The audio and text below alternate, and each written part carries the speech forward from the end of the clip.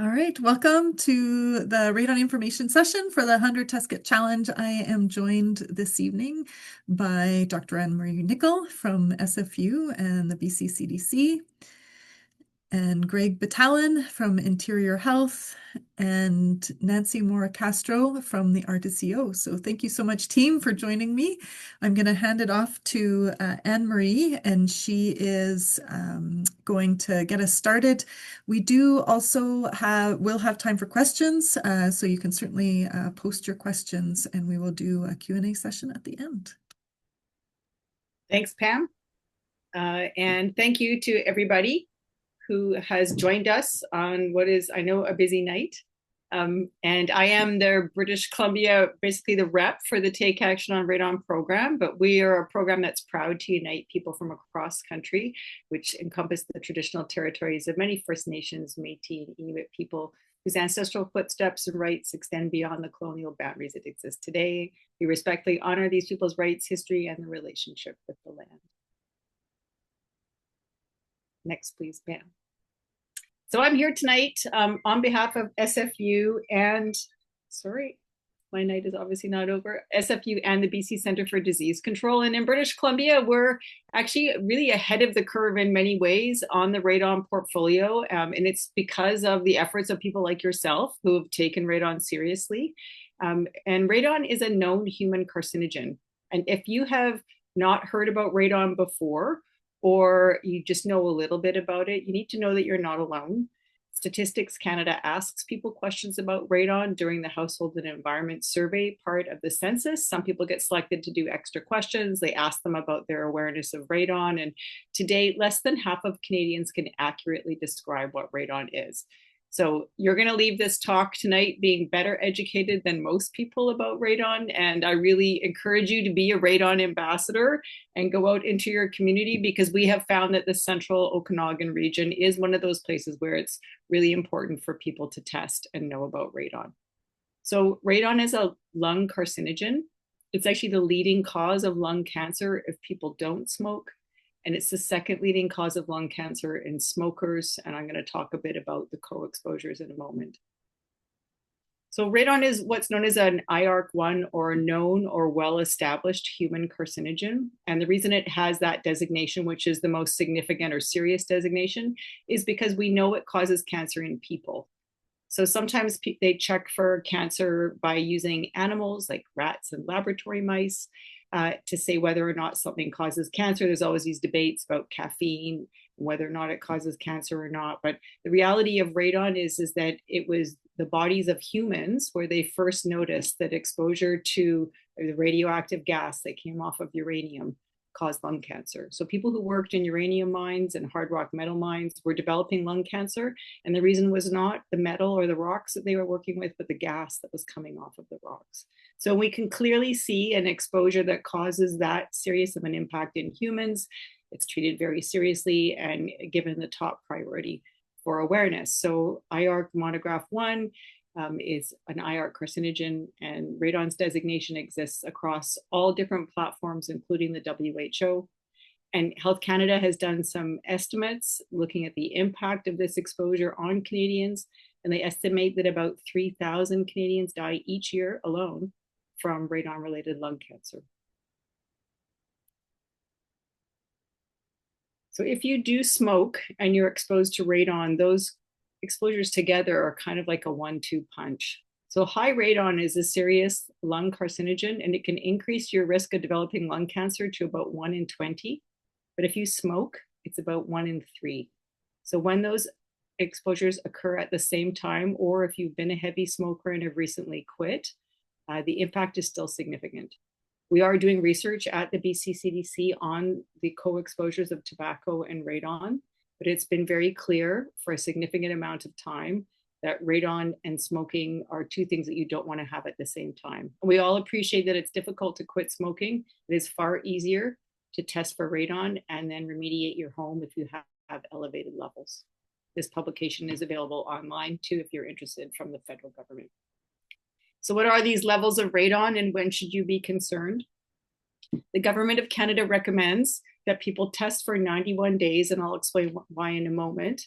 But if the average levels are above 200 becquerels per meters cubed, and that's the unit that we use in Canada to measure radon, they recommend that you take steps to reduce radon in your home, which is known as radon mitigation or radon remediation. This is what's known as a linear dose response relationship. So as your exposure goes up, your risk goes up. So 200 is sort of a guidance level. It is not a hard, safe, unsafe level. If your home tests 180 or 190, there's confidence intervals around that exposure, and they likely exceed 200. So 199 isn't a yay. It's a maybe I'm getting close to the regulatory limit and I should be considering fixing my home. 200 about doubles the risk of developing lung cancer. And people ask me, how high can levels be? And sometimes in certain parts of BC, they can be far above the 200 becquerel guideline. At the BC CDC, we are quite interested in the co-exposures of tobacco and radon. So your lifetime risk of developing lung cancer, you can see here, it goes from 1%, which isn't insignificant, to 2% if your levels are above 200, and then it ratchets up considerably over 600. So this is this dose response curve. If you smoke, though, it's a much steeper curve with much more significant outputs. So we are trying to establish the urgency for people who smoke and may have high radon, or if there's someone in your house that smokes and has high radon, again, it's really important to consider making sure that you know what your levels are and that they're addressed. In Kelowna, and again, your region is one that has done a fair bit of testing over the last few years, and you had a local oncologist who he himself developed lung cancer and had tested his home, and it was high, and then he had to fight to help his wife get access to testing, which we'll talk about in a minute as well, to make sure that she was also not impacted. Dr. Koo, of course, was a non-smoker, and we're really seeing this in British Columbia. We're seeing younger people and more non-smoking people. Over 30% of our current cancer cohorts are not smokers. So there are things in the province that are significant lung carcinogens outside of tobacco smoke. And this is likely the most significant one in your region. And if you're interested, you can hear Dr. Koo's interview on All Points West and then read about him in the Kelowna. Next, please. So how do you get exposed to radon gas? You likely don't work in a uranium mine, so how would this happen to you? And that's because radon is part of the natural decay of uranium, and uranium exists in soils all across the country in Canada and the United States. It's present in some concentration in most rocks, although there are some regions that have higher concentrations and therefore there's more radon. So as uranium breaks down, it gives off radon gas, and the gas moves from the cold part of the ground into warmer places. That's what gases like to do. They go from cold, crowded places to warmer, roomier places just naturally. And so the gas migrates up through cracks in floors or walls or pipes around sumps and drains, and it enters into structures. And then over time, those levels can build up. And we know they're generally highest in the basement, although if you don't have a basement and you only have ground contact rooms, or if you live in a well-skirted mobile home or modular home, then you can have elevated levels, but they tend to be higher on ground contact floors than floors above. So where is radon a concern? Is it just homes? And no, it's any structure that sits on the ground and has windows and doors and a roof that's closed up. In fact, we know that as people have done energy retrofits to tighten their home, we even call it tightening your home, you tighten the envelope and you can actually keep gases in for longer and they can reach higher concentrations. So homes, schools, or offices, any building that has contact with the ground has the potential to have elevated levels of radon. As a result, the federal government suggests that all buildings be tested for radon, not just homes, but workplaces and schools as well. A number of people have tried to put together estimates of how many Canadians, again, are impacted by radon. This is a more recent assessment than the previous one that the federal government did. So as people are learning more about radon and it's becoming sort of a better known carcinogen, more people are testing. So in 2024, there was an attempt to integrate measurements that had happened from across the country. And those 75,000 homes together found that about 1 in 5 people reside in buildings where radon is at that 200 becquerel per meter level or above. So we're starting to see both increased awareness, increased testing, and then we're realizing that actually more people are likely at risk than we'd originally thought.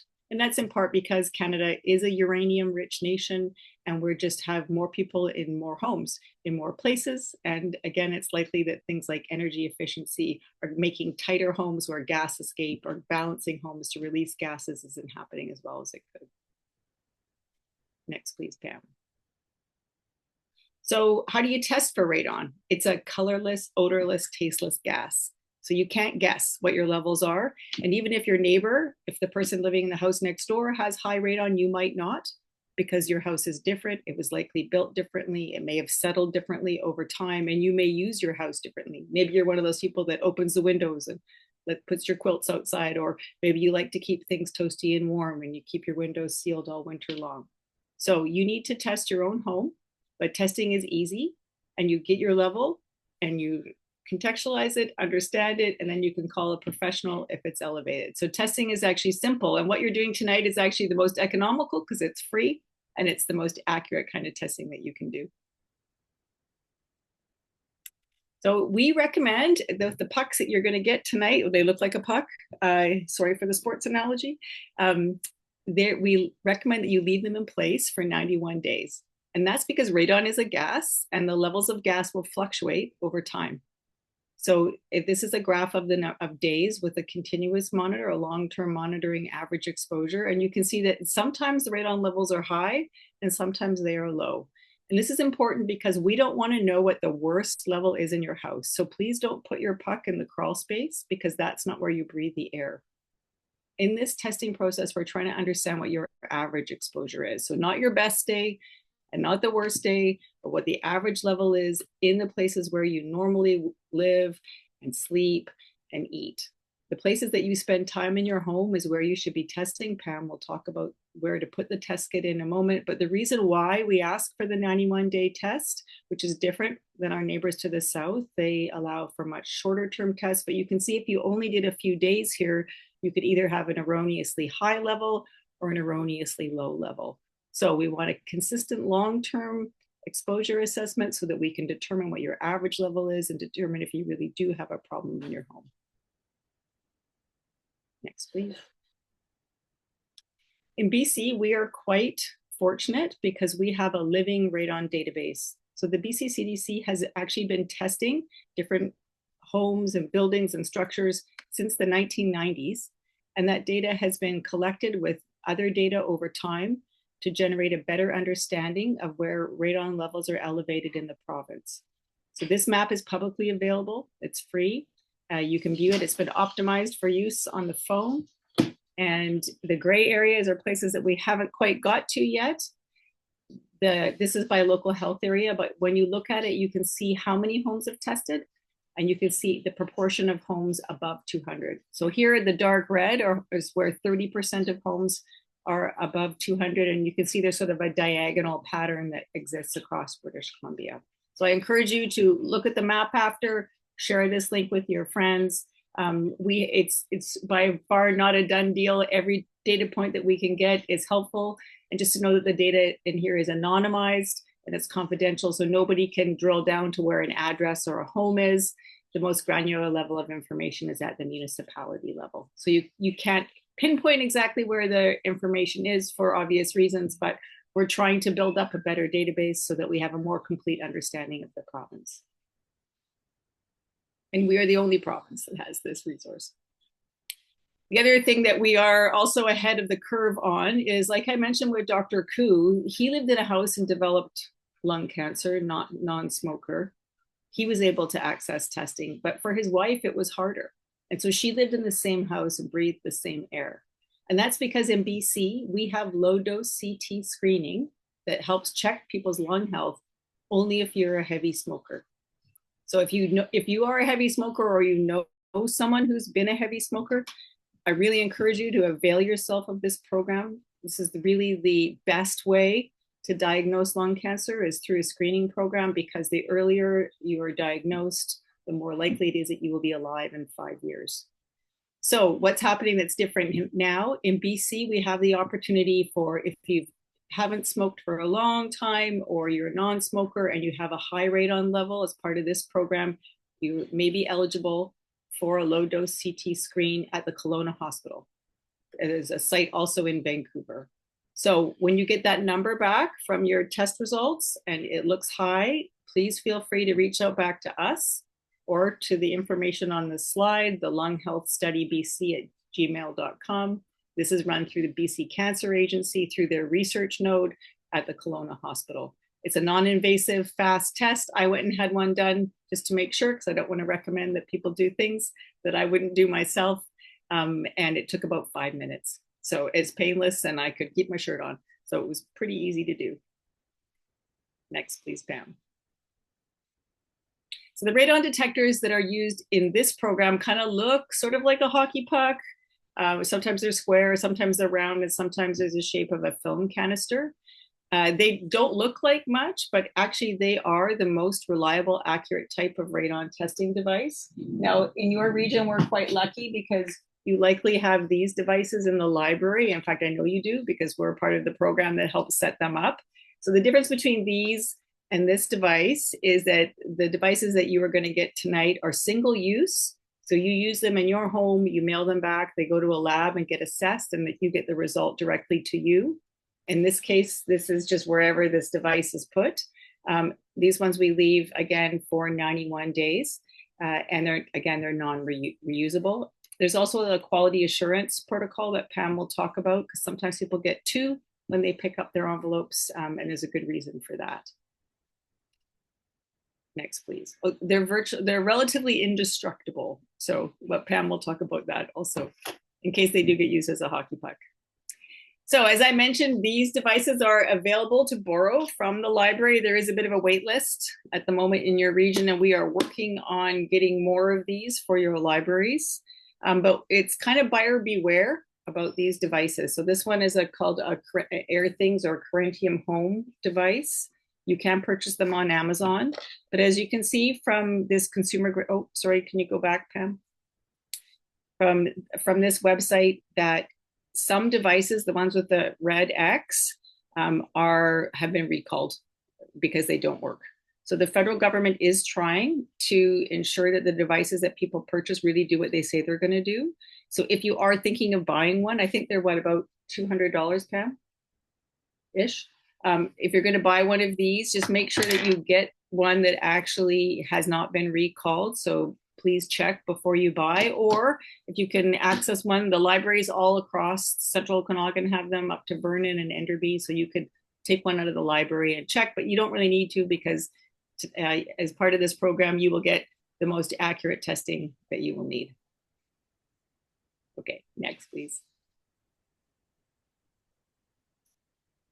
So the guideline level is 200, and the government does recommend that if you have a level, so you'll get your test back to you, it'll have a number on it. And if it's over 200, the government recommends that you consider remediating your home within the next 5 years. And if it's very high, the higher the number, the more serious the radon problem, essentially. Again, 199 is not a get out of jail free card. Anything close to 200 is a significant issue. And to point out that in the United States, they have a very different metric than we do in Canada. So if you buy a test kit from the US, they're measured in picocuries. And it's a far smaller metric than ours is.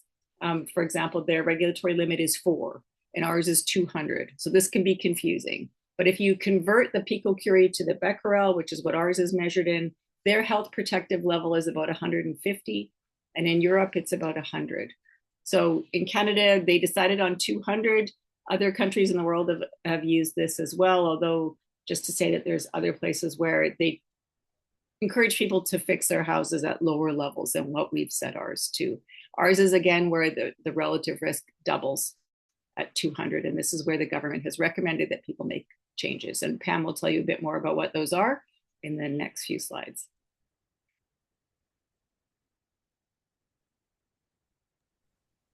would you like to take over now, Yeah, Pam? yeah, sounds good. So, as Anne-Marie said, if your levels are above 200, then we recommend that you reduce them. And there is a national certification program that you can go and find a list of certified professionals to help you with this. So, cnrpp.ca, click on the Find a Professional, and you can go and use the search tool to find somebody in your region. This is the same website where Anne-Marie talked about the device report earlier, so that you can go, if you do eventually want to buy an electronic radon monitor, you can find the list there too on the same website, just a different red box to click. Now, the most effective mitigation method is a radon mitigation system, and it involves a pipe and a fan that provides a pathway for the radon gas to go from beneath your home up and out of your home.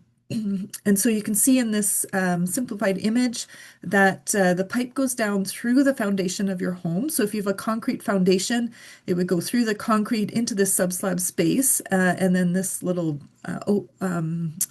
looks like a tire, but it's just an open void space. So it's just the pipe just goes down and into some empty space beneath your concrete slab. And then the pipe provides the pathway for the gas to go up and out. And when it's discharged outside, it reduces to quite low levels quite quickly.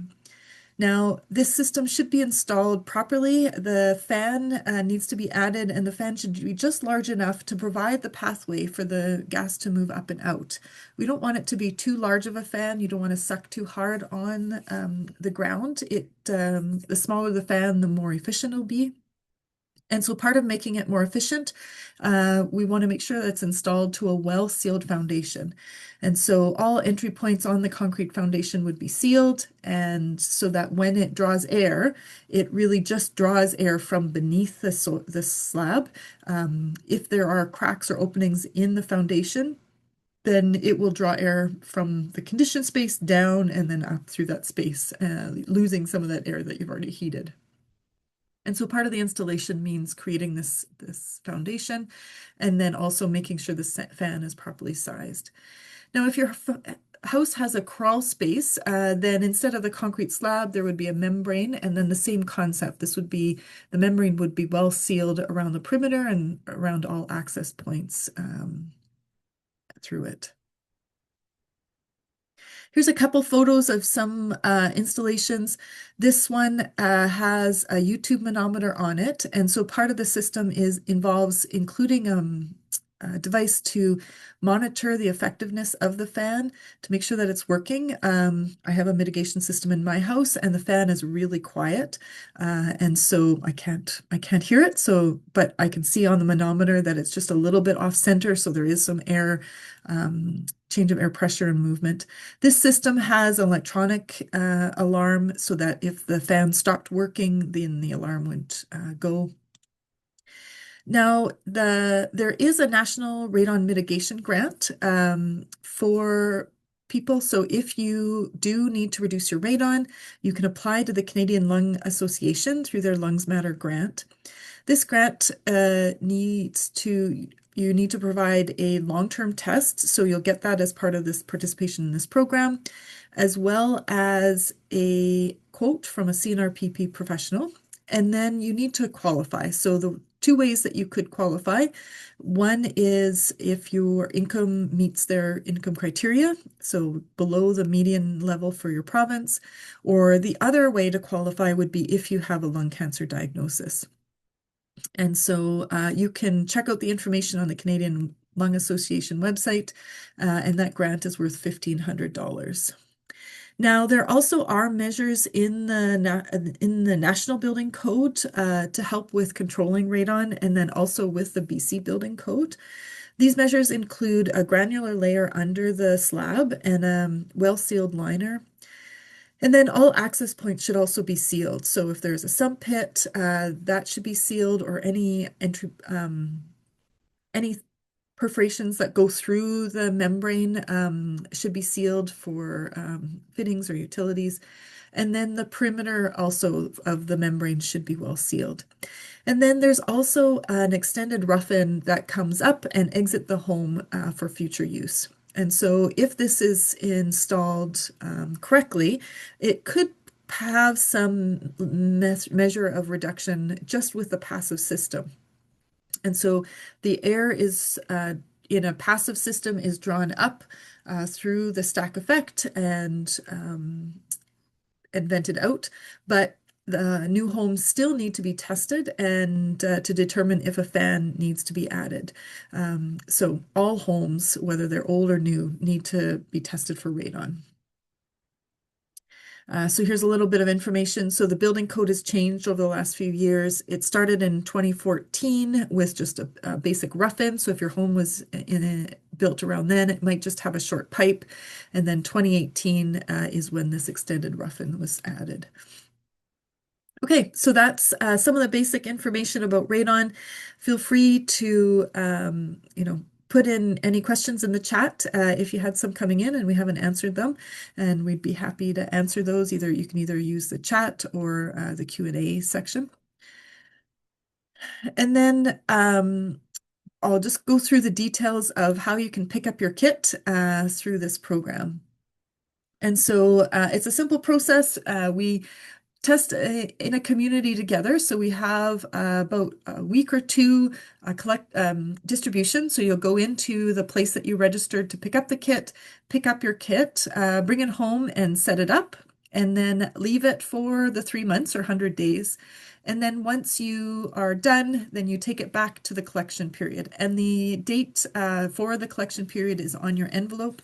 You have registered for a specific location to pick it up, but when you go to drop it back after the 3-month period, you can drop it at any of the locations. So I'm going to walk through that a little bit more in detail here. Okay, so you are going to go into the location starting Monday.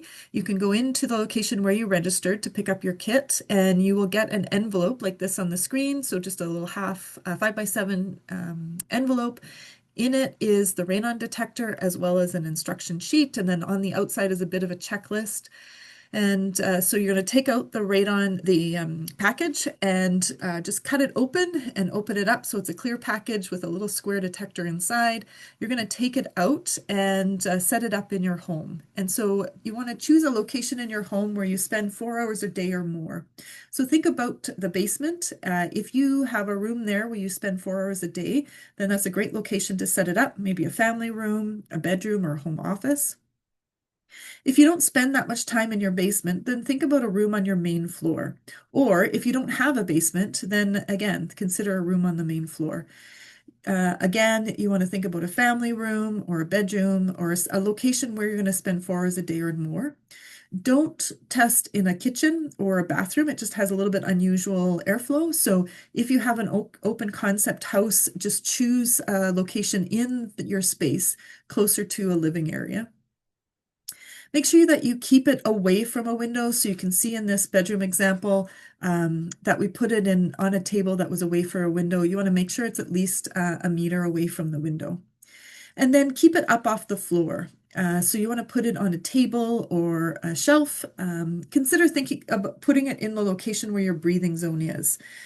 So, a shelf kind of next to where the air that you would be breathing. If you have children or pets in the house and you're worried about it getting moved, then you can certainly put it up higher. We have done research to show that it really doesn't change a lot.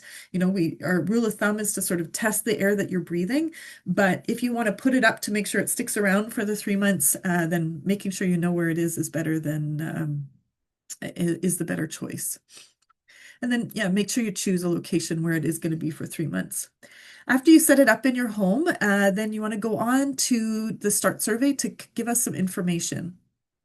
And so there's various ways to access it. There's a QR code on the envelope or a web link. And then we'll also send an email where you can click on the link to go to this page. Because in order to get you a radon report, we need some specific information to connect your device with your contact information so that when we receive the detector back, we know who it belongs to.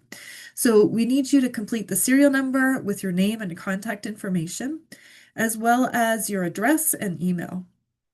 And so when you go on there, there will be certain fields which are required.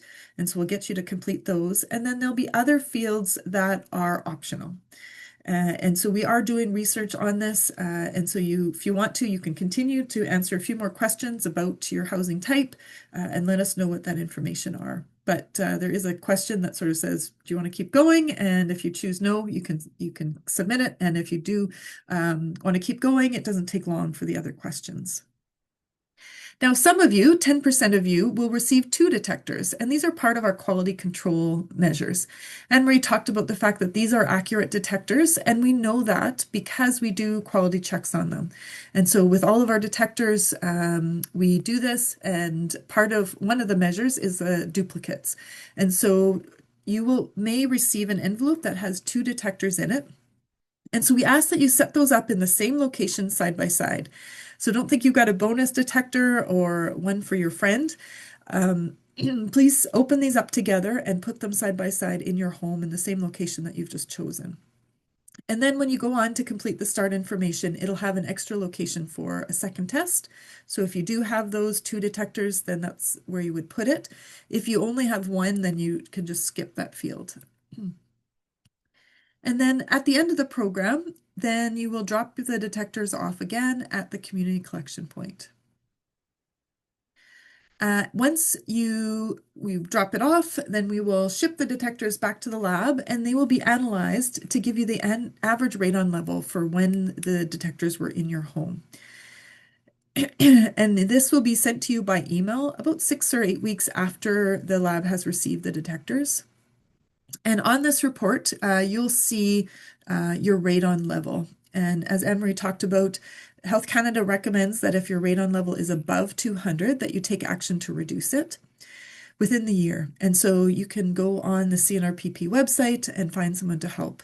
When you receive this report, you'll also get a second document that answers some basic questions. So it'll walk through kind of some of the same information that we've gone through in this information session to help you with remembering some of the information. Now that individual report is private between you and the lab, but we do roll up the data and help us with some research. And so we have been producing some community reports for the area based on our summarized data. So we will produce those reports and update them with the new data each year. And then we also do provide the anonymous data to the BC CDC map, again, so that nobody knows which house has the radon levels. It's just by region. So it's summarized by region so that your privacy is, your radon level is kept private. All right, so we assume that you have all registered and received an email. On your email, we have reminded you of the location, and so we'll send you another email on the weekend to remind you that Monday is the first day to pick up your radon kit. Nancy, do you want to help us with some instructions for people when they go to pick up the kit? Yes, sure.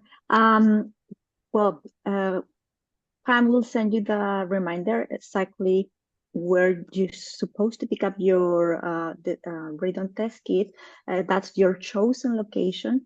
And when you arrive either to the City Hall in West Kelowna or in Lake Country, just go to the customer service or the front desk, and the staff there will be a sign that says Radon Pickup. Just follow the signs, and they will ask for your name and last name, or in some communities, they will redirect you to a table next around, and they will ask you to write down the serial number in the envelope, in the yellow envelope. There's the serial number, and you have to write it down. Either the staff write it down or you will have to do it. And that's a backup for us. So we know which, I have a backup of which detector you got. You still need to do the online registration that is in your envelope. You have to go to Take Action on Radon and put all your information. And just remember that the list is for our other physical records. And just deploy it right away. And please be sure to go to your chosen location, because that's where there are 187 people on the waiting list. So be sure to go and pick it up from Monday, November the 3rd to Friday. If you miss this opportunity, those kits will reassign the following week. So if you cannot make it, ask a friend or a family member to pick up on your behalf next week. And I guess that's covered all. That's great. Thanks so much, Nancy. And then the week of the collection is on the envelope to remind you, but it is March 2nd to 6th. And although you need to pick up the detector from the location you've registered, you can drop it off at any location. So you can, again, the locations link on the envelope takes you to the RDCO website, and you can find the locations there. We'll also include that on the reminder emails that we send out. Great. And then just before, we just wanted to give a couple little more tidbits of information. So if you are a renter or a landlord, we do have information on available online, just basic information for renters and landlords that you can check out. We have a radon contest that we're running. So November is a contest that we're running through the month of November. It's to help us with raising awareness. So instead of raising funds, we're raising awareness. And so we want you to reach out to your neighbors and friends and share with them some information that you have learned about radon and help them learn as well. And then take a picture that represents that action. And you can go to november.ca. So that's KNOVEMBER.ca and enter the contest. There are weekly draws of $50 gift cards. The first one is coming up November 3rd. So you've got a really good chance of winning that if you enter before then.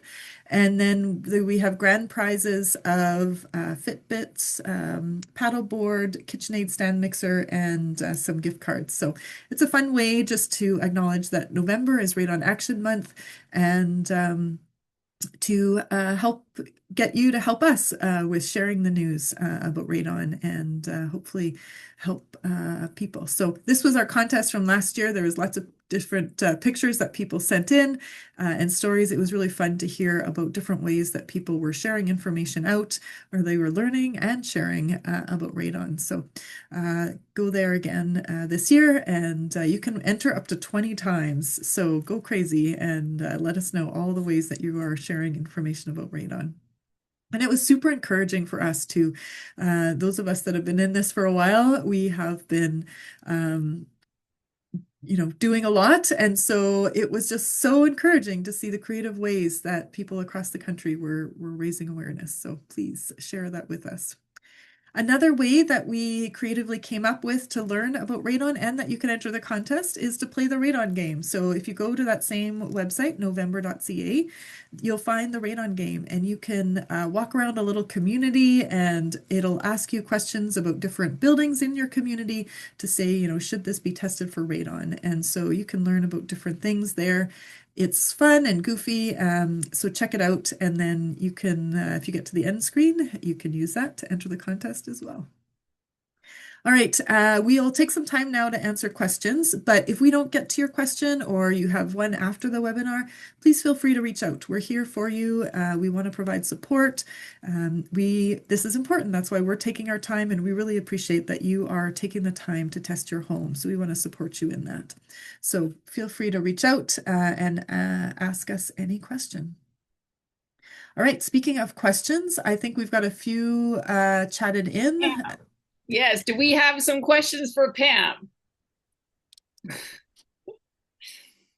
Are you ready? I think I'm ready. Yep. Okay.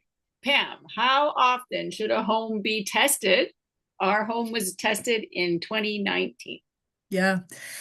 Yeah, that's a good question. So we do recommend that you test again. There could be different reasons. So you may renovate your home if you've done anything like replace windows or furnace or done any energy efficiency measures, then we recommend that you test again.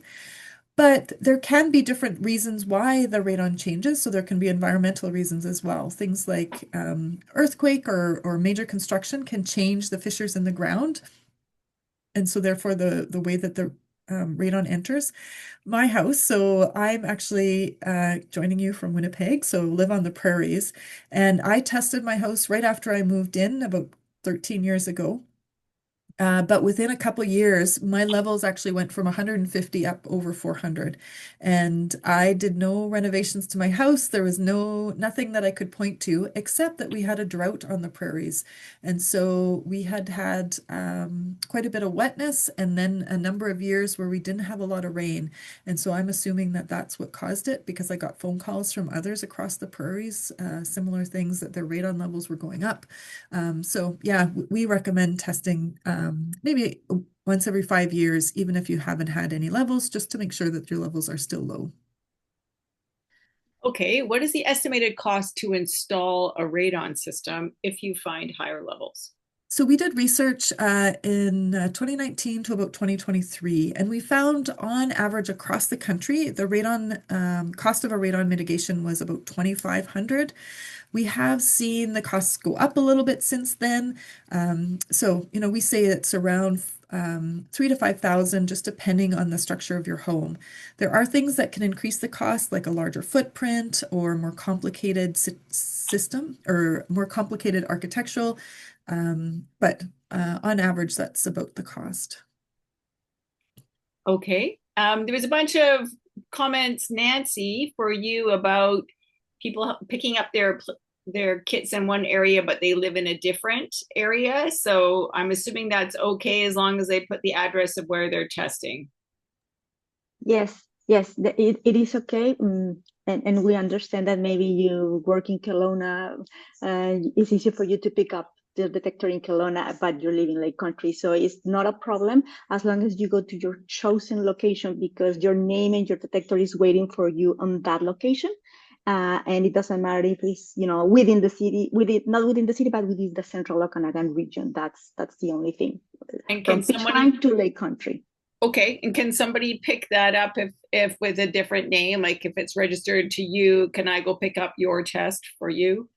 Yes, on behalf, yes. If it's a friend, as long as you provide their name and the last name and is correct, the staff will find it in that specific list. Okay. A bunch of people sort of asked the same question, Pam, about they live upstairs, somebody lives downstairs, or an in-law suite downstairs. Where should they put the test kit? You want to comment on that? Yeah, so really it is, you do need occupant permission. So we do recommend, though, testing the building from the ground up. So if there is an occupant that is in the lower level, then that probably would be the primary place to test first.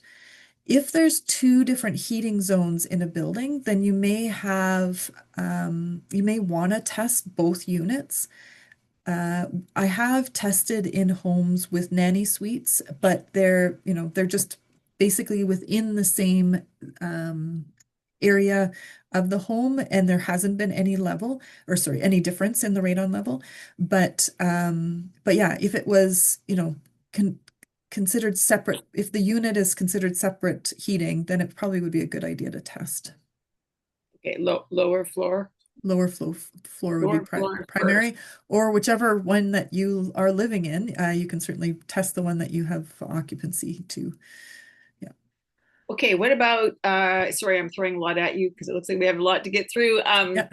Differences between the winter and the summer, and why are we doing this in the winter versus the summer, and what might some of those variables be? Yeah, so we do recommend that you test during the heating season. Radon tends to be higher in the winter. And that's because we usually close up our windows and the open windows are good ventilation. But it's also because the radon is drawn in through air pressure difference. So when the ground is cold and our own house is warm, the air pressure difference is greater. And so more air tends to be drawn into our home during the heating season. So that's why we recommend testing during the heating season. We have done some seasonal research that showed that this was true. On average, our summer tests were lower than our winter tests. There is on occasion where that gets flipped. So I don't know why, but once in a while there'll be a house they'll tell us, oh, our levels are higher in the summer than they are in the winter. But generally, most homes across Canada, the levels are higher in the winter than in the summer. And is there generally much difference between the basement and the main floor of a home? Not in a home that is heated by forced air. So if your home is heated with a radiated heat, like baseboards or boiler, then there may be a layering. So the higher level would be in the basement, and then we had research from the 1990s actually that showed you'd have one higher level in the basement, and then the main floor was about 60% of what the basement was, and then the upper floor was 40%. No, that's on average based on research, and it was predominantly in homes with this radiated type heat. But you can see that it wasn't just in the basement. So even then, the air circulated throughout the other levels. Yeah, so it could still be in the upper levels. Sometimes people say, oh, I don't use my basement, so I don't need to test. But that's not true. You should test your spaces where you live. In a home where there is central air and central heat, then the air gets moved around pretty easily and so is likely fairly even throughout all floors. And then if you have a new house that was built relatively recently, do you still need to test? Yeah, all homes should be tested. And so even with the passive system in your home, it still needs to be tested to make sure that there's a fan, or sorry, in case you need a fan to reduce the levels. So if you have a passive system in your home, you still need to test to see if radon levels are high to determine if a fan needs to be added. But if you have added a fan, you also need to test again to make sure that that is effective. So if you've activated your system and you haven't retested for radon, that is important measurement as well, because you want to make sure that that system is effective in reducing your radon levels. I think that's an important point. And people think they have a new home, it's built to code, it's got a radon system in it, but it doesn't have a complete radon system in it. It has a partial radon system. The new builds make it easier to install the fan, and it's cheaper for people going forward, theoretically anyway, to just add the fan. But you still have to test because the system itself is not going to be doing anything really for you if your levels are elevated. So yeah, just let people know. It doesn't matter if it's an old house or a new house. All houses actually need to be tested because they all have the same risk. It's just how you address it is a bit different. Okay, do you see there was some questions in the Q&A 2 section? Did you see those? Yeah, I was just going to those two. Okay. So one question about whether an air purifier is whether an air purifier reduces the radon and should it be turned off during the testing period. So no, you should test as you live. So if you use your air purifier in your home normally, then keep it running and test with the air purifier on. The air purifier will not remove the radon. So radon is inert. It doesn't attach to anything, so it won't remove the radon. So it really won't impact your radon test. So just test as normal. It'll help with the fire smoke though, which is the other research that I do. So I really encourage you to use an air purifier if you live in the central Okanagan area, because indoor air pollutants are a problem, including particulate matter.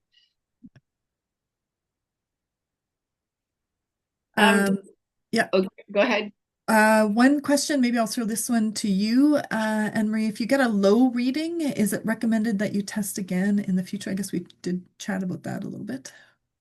Yes, and in fact, in Alaska, they recommend that people retest after earthquakes there because they are common and deep, and Alaska has a lot of things shifting around with the permafrost melting and new ground being exposed. So yes, you can consider retesting.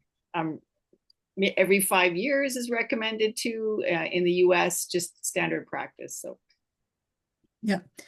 Oh, another question about can you get a second kit? Nancy, maybe I'll toss that one to you. If you have a second suite in your home, can you get a second test?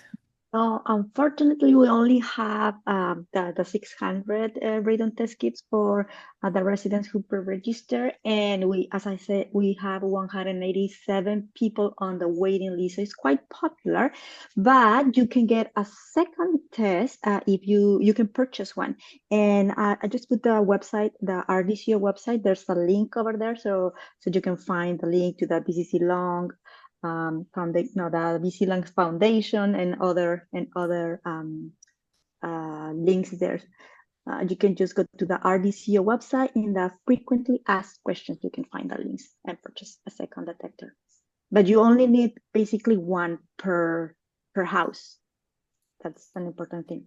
You don't have to test every room in your house, just one test, and it will be good.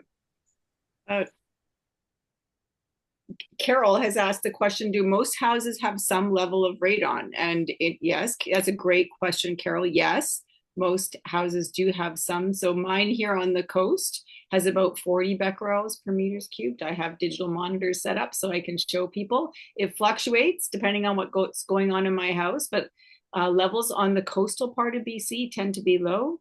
And in your region, it's not uncommon to find homes in the thousands, unfortunately. So yes, everybody probably has some level of radon, but in some parts there's just a lot more.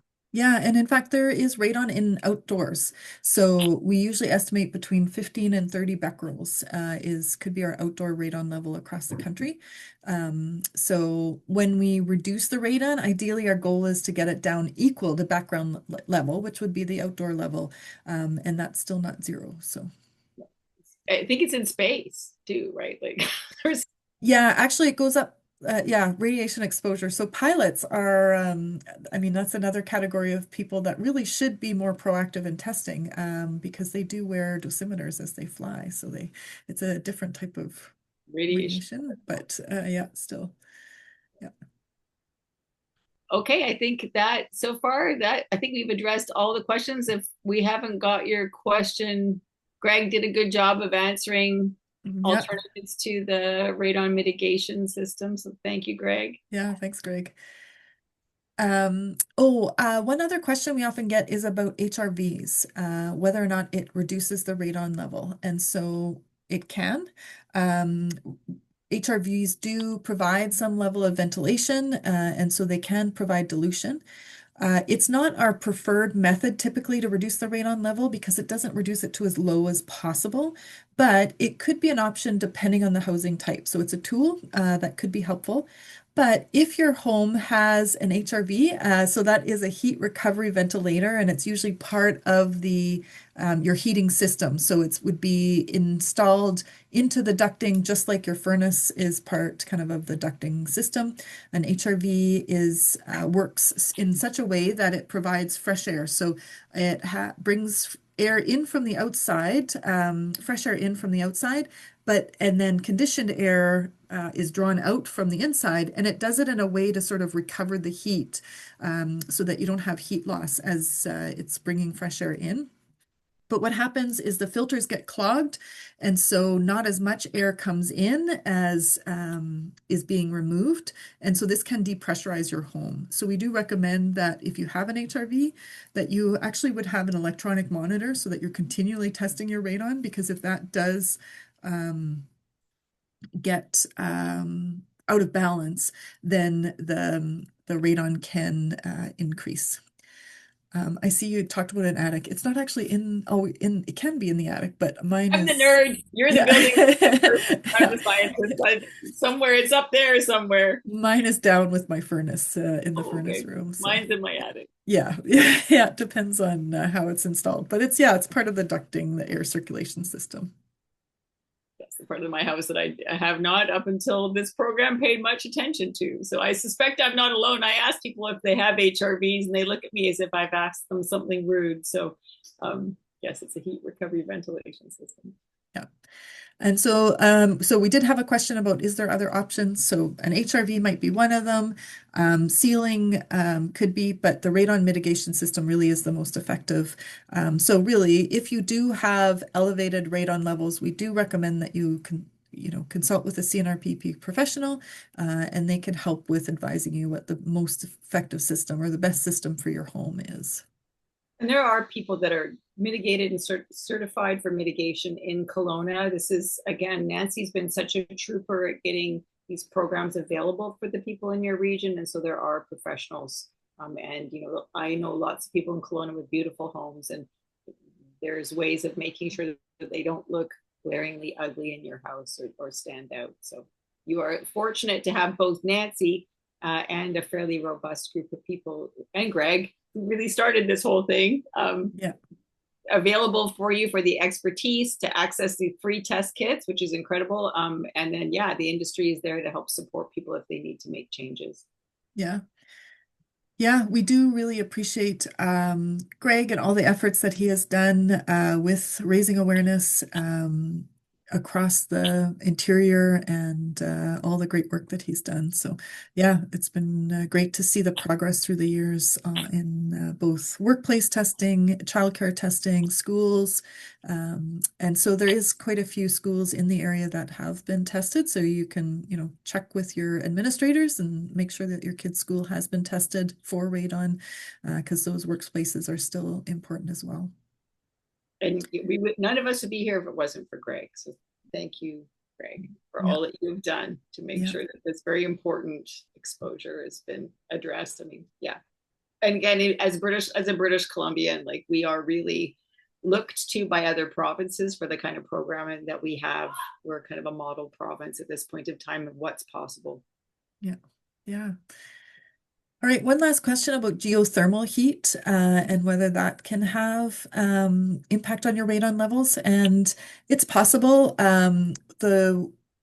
It provides pathways from the soil. I mean, depending on the pipes, the way that they're installed, but they're installed in the ground typically.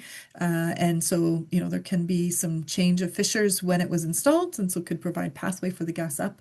But really, most of the areas where the geothermal pipes are coming into your home are supposed to be sealed.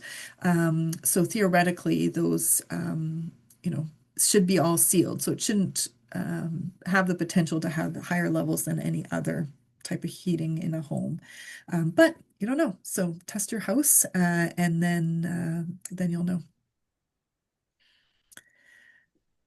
All right, I think that brings us to the end. Anything else that we've missed, Greg, that you think we should answer out loud?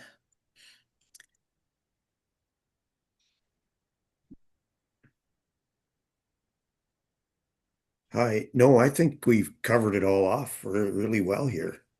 Some great questions. Thanks, everybody. Yeah, it's good.